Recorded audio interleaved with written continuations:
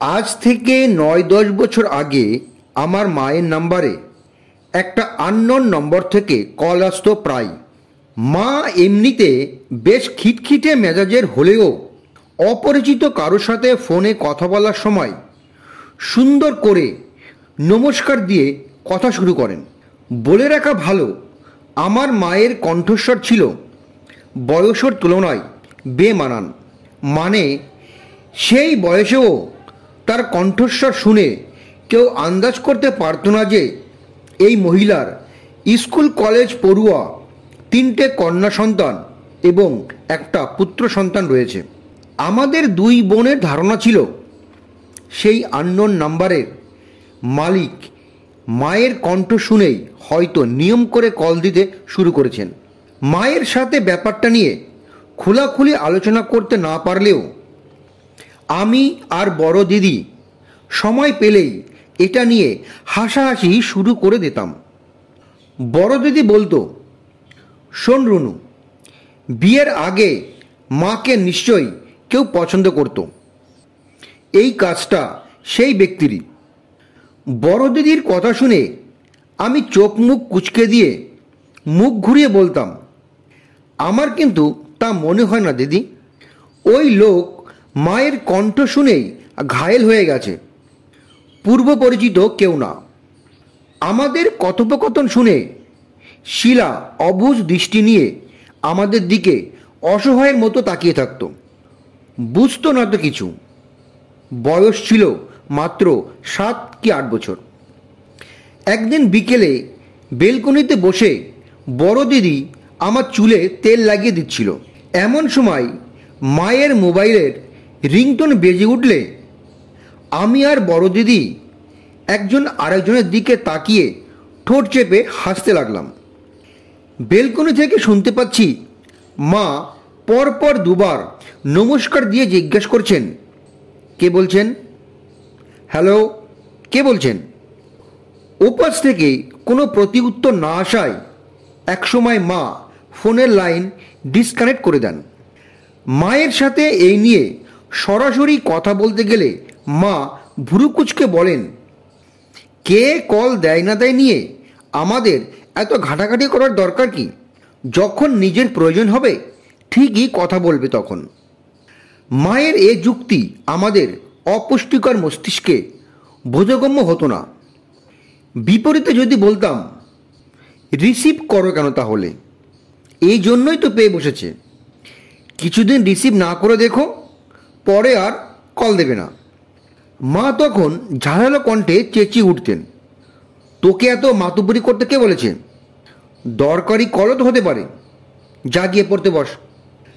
মায়ের হুমকি ধামকি শুনে আমরা কেউই আর কথা বাড়ানোর সাহস পেতাম না। সে সময় কল রেট খুব একটা সস্তা ছিল না, ভালোই ছিল বলা যায়। আমাদের মাথায় ঢুকতো না প্রতিদিন এত এত টাকা খরচ করে কে এমন পাগলামি করছে। সেদিন রাতে বাবা বাড়ি ফেরার পর খাবার টেবিলে আমি কৌশলে এই প্রসঙ্গ টেনে আনলাম। তারপর ইনিয়ে বিনিয়ে বাবার কাছে নালিশ জানালাম, জানো বাবা, মাকে না একটা নম্বর থেকে খুব বিরক্ত করছে জানি। কল দেয় কিন্তু রিসিভ করলে কথা বলে না। আমার কথা শুনে বাবার কোনো রকম ভ্রুক্ষেপ হলো বলে মনে হলো না। বাবা অলস ভঙ্গিতে ভাতের প্লেটে কচি লাউয়ের তরকারি দিয়ে ভাত মাখিয়ে যাচ্ছেন। আমার সাথে সাথে বড় দিদিও তাল মেলালো, হ্যাঁ বাবা, রুনু ঠিকই বলেছে, একটা মানুষ এতদিন ধরে কল করে যাচ্ছে অথচ রিসিভ করলে কথা বলছে না, কি অদ্ভুত না? বাবা আমার দিকে একবার মুখ তুলে তাকিয়ে আবার ভাতের প্লেটে মনোযোগ দিলেন। তারপর ঠান্ডা গলায় বললেন, অদ্ভুত কেন হবে? নেটওয়ার্কের সমস্যা তো হতেই পারে। মায়ের যুক্তির মতো বাবার যুক্তি শুনিও আমি আর বড় দিদি একই রকমভাবে আশাহত হই। আর তারপর এভাবে কিছুদিন যাওয়ার পর ধীরে ধীরে এই আননোন নাম্বারের বিষয়টা নিয়ে আমাদের অতিরিক্ত কৌতূহলও দমে যায়। আজ বিকেলে বেলকনিতে বসে চা খাওয়ার সময় হঠাৎ করে সেই পুরনো দিনগুলোর কথা মনে পড়ে গেল। কিন্তু কি দেখে যেন মনে পড়ল। ও হ্যাঁ, মনে পড়েছে। দূরের এক বিল্ডিংয়ে দেখতে পাচ্ছিলাম মধ্যবয়সী এক মহিলা ছাদে দাঁড়িয়ে গাছে জল দিতে দিতে হেসে হেসে কার সাথে যেন ফোনে কথা বলছে। তারপরই চলে গিয়েছিলাম পুরনো দিনের স্মৃতিচারণে। আজকাল অতীতের কিছু কিছু স্মৃতি খুব তাড়া করে বেড়াচ্ছে। কিছু স্মৃতি সুখের আর কিছু কষ্টের। সকাল থেকে শরীর ম্যাজম্যাজ করছিল, তাপমাত্রার ওঠানামা চলছিল একটু পরপর। জ্বরের সময় আমার এমন হয়, কারণে অকারণে অনেক তুচ্ছ বিষয় নিয়ে ভাবতে ভাবতে ঘন্টার পর ঘন্টা কাটিয়ে দিতে পারি। চা শেষ করে খালি চায়ের কাপটা হাতে নিয়ে রুমে এসেই বড় দিদিকে কল করলাম। হ্যালো বড় দিদি। হ্যাঁ বল, কেমন আছিস? ভালো। তোমরা কেমন আছো? ভালো। সাহেদের সাথে ঝামেলা মিটেছে তোর? আমার হাসি মাখা মুখটা নিমিষে যেন মিশিয়ে গেল। না, তাকে তো আজকাল পাওয়াই যাচ্ছে না। উপাস থেকে বড় দিদি ঠান্ডা গলায় বোঝাতে শুরু করলো, অভিমান পুষে রাখিস না রনু, একসময় গিয়ে একটা বড় আকার ধারণ করবে, তখন দেখবি চাইলেও আর আপোষ করতে পারছিস না। আমার কণ্ঠেও অভিযোগের সুর ভেসে উঠল। কি করে মিটে নেব বলতো? রাত করে বাড়ি ফেরে খেয়ে দে হয় ল্যাপটপ নিয়ে বসবে, নয়তো শুয়ে পড়বে। এসবের মাঝে আমাকে দেওয়ার মতো সময় তার কোথায় আছে? ভালো আছে তো, খুব ভালো আছে সে, নিজের মতো করে থাকছে, চলছে। তোরা কোথাও গিয়ে ঘুরে আয় না একদিন, সম্ভব হলে আমাদের এখানে চলে আয়, সময় ভালো কাটবে। আরও কিছু বলতে চাচ্ছিলাম বড় দিদিকে, কিন্তু থেমে গেলাম। শুধু বললাম, দেখি, জানাবো তোমাকে। সাহেদের সাথে আমার সংসার জীবন 4 বছরের।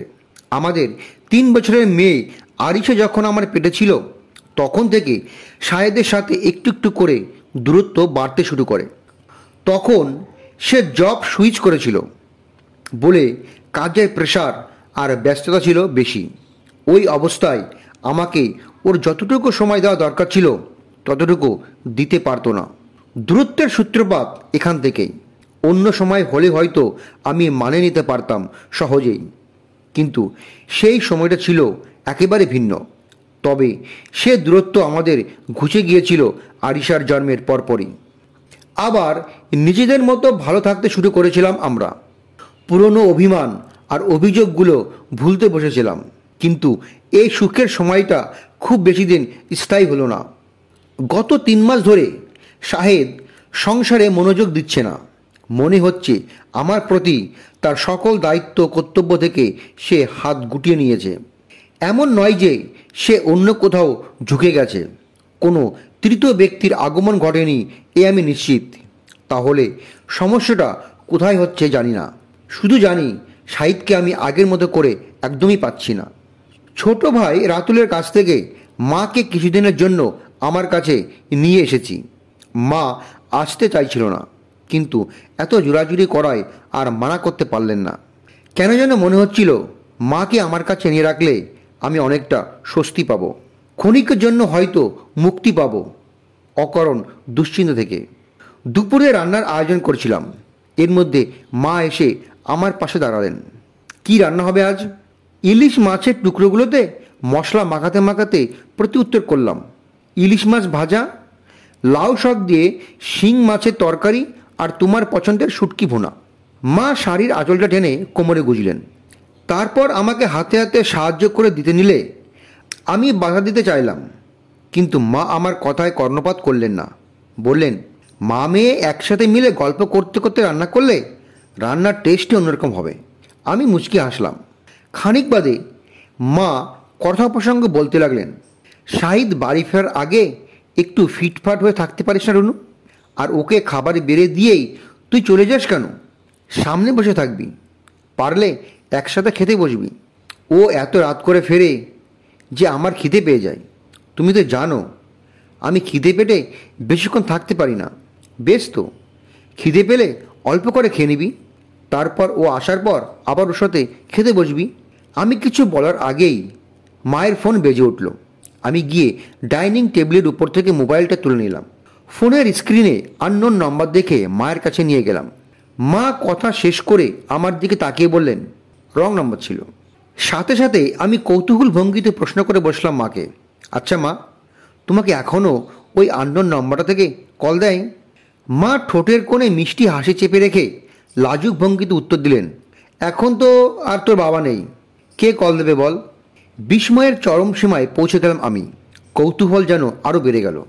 মানে ওই নম্বরটা থেকে বাবা কল করতেন প্রতিদিন? সারাক্ষণ তো আমার খিটখিটে মেজাজের কণ্ঠ শুনে অভ্যস্ত ছিলেন, তাই অপরিচিত নম্বর থেকে কল আসলে আমি নরম গলায় নমস্কার দিয়ে কথা বলতাম।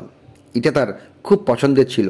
শুধু ওই কণ্ঠস্বর আর নমস্কারটা শোনার জন্যই এই ছেলে মানুষটা করতেন। আমি অবাক হয়ে মায়ের দিকে তাকিয়ে রইলাম কিছুক্ষণ। বাবাকে আমরা সবসময় কাঠখোট্টা রূপেই দেখে এসেছি, মৃত ব্যয়ু ব্যাটে, আর এই মানুষটা কিনা। বাবা মায়ের যুগটাই আসলে অন্যরকম ছিল। ভনিতা বা অবহেলার কোনো প্রশ্রয় থাকতো না সম্পর্কের মধ্যে।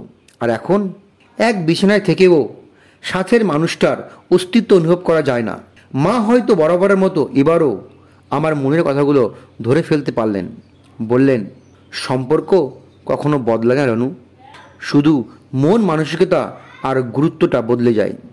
সময়টা এখন এমন পর্যায়ে এসে ঠকেছে যে আমরা কেবল নিজেরটুকুই ষোলনা বুঝি।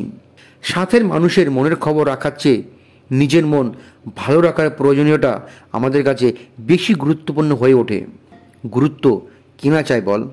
তুই যেমন চাইবি শাহিদ তোকে আগের মতো সময় দিক, ঠিক তেমনি শাহেদও তো চাইতে পারে বাড়ি ফেরার পর তোর পুরোটা সময় তাকে ঘিরে কাটুক। এটা কি খুব অন্যায় হয়ে যাবে?